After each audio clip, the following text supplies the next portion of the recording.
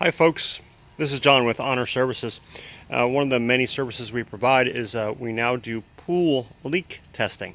So we always look for leaks of the pool equipment, that kind of stuff, but you can't always tell in a pool how fast or if there's water leaking out of the pool shell itself. Here in Florida we have a lot of concrete pools.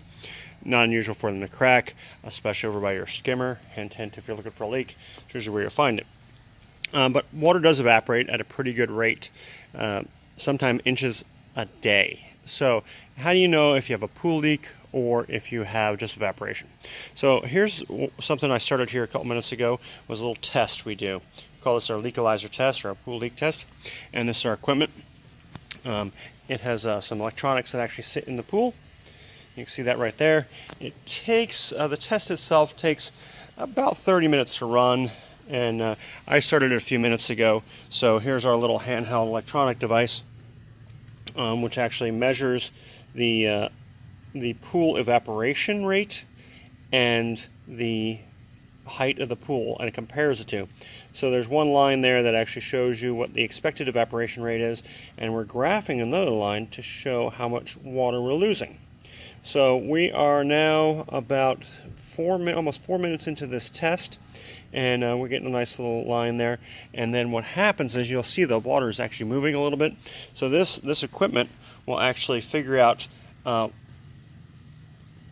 to hundredths of an inch how much of water it's losing in the time frame we run the test. It will also compare it to the evaporation or the expected evaporation rate, and then we'll see where that goes. So we're obviously looking for a trend straight across or higher than the evaporation rate. So we don't want to lose more than is evaporating.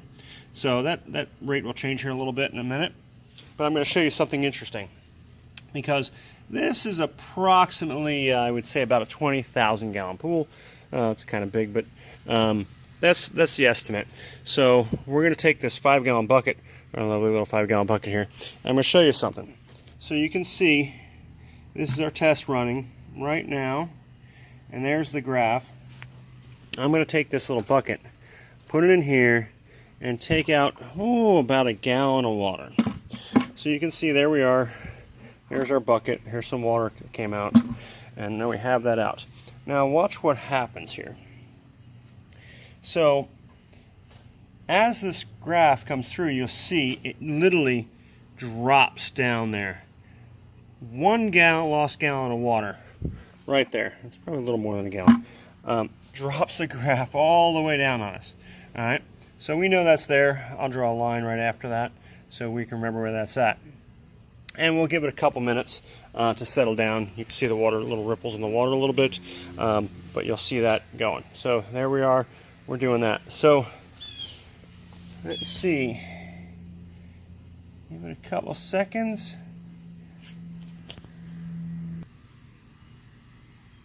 So we gave it a few seconds for the pool to settle down, the equipment to catch up. So now we're at 7 minutes and 48 seconds into our test, and you can actually see the graph has adjusted. The evaporation rate has been recalculated, and you can actually see where the dip in where we had the loss of a gallon of water. So in a let's just say it's 20,000 gallons of water, 1 gallon loss, you can see what it does. Well, I got you here. Let's do one more little particular test. So you want to see how accurate this thing is. We're going to take our gallon and we're going to put it back. So we're putting our water back in the pool. There you go. Water's back in the pool. So again, we can see our graph, and we'll see it jump here in a second because our water went back in the pool.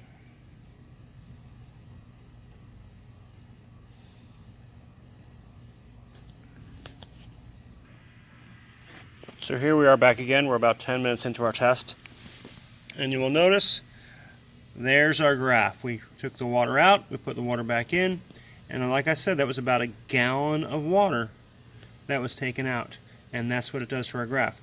We're going to continue with this test and another 10 minutes, and then we'll see where we come out in the end.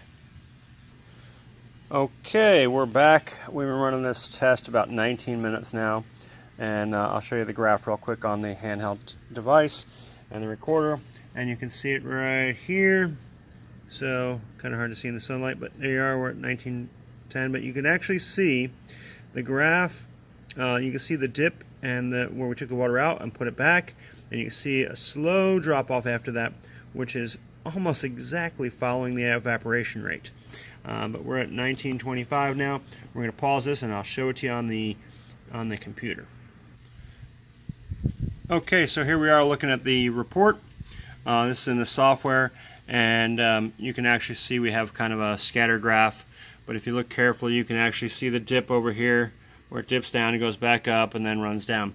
So there's a faded line there. I'm gonna pull up a couple things here to help us find it. So that faded line that drops down right along here is the expected evaporation rate.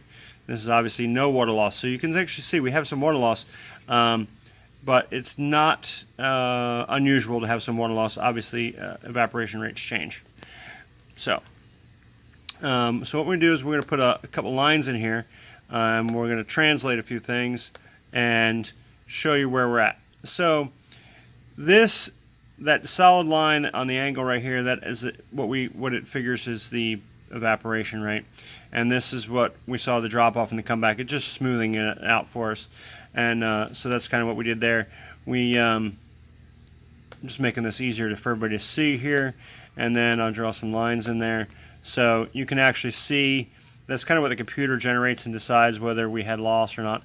Obviously, we have this big drop off right here and back up, so it's a little confused by that information, but that is what actually happened. We took a gallon of water out of the pool and we put it back. So because we did that, we get that drop off and put back. You can actually see some of the scatters on the bottom down there, where actually probably where some of the water was actually coming out and dropping in. But then it gets much more even here. So that being said, anyway, this is our leakalizer test. This is our electronic leak detection. We can do this for anybody who's buying a house. It takes about 30 minutes. This is about an 8-minute video, but it takes about 30 minutes. It takes a few minutes to set up. It takes it has to run generally about 20 minutes is a good time to run it, and it takes us some time to obviously generate the report. I did that not on the recording for you. But if you're interested, this is John with Honor Services, and we're doing pool electronic leak detection. This doesn't tell you where the leak is, but it does give you a very good indication on whether you have one or not. So if you're concerned about your pool shell, or if you're buying a house and you're worried about leaks, you'll notice that in this instance I ran it with the pool off. It could be run with the pool on. Different things all affect it different ways.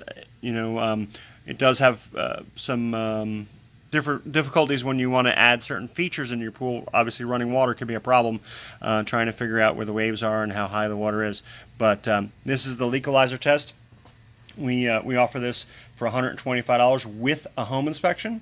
And if you would like us to do that for you, just ask for it when you book your home inspection. You all have a good day.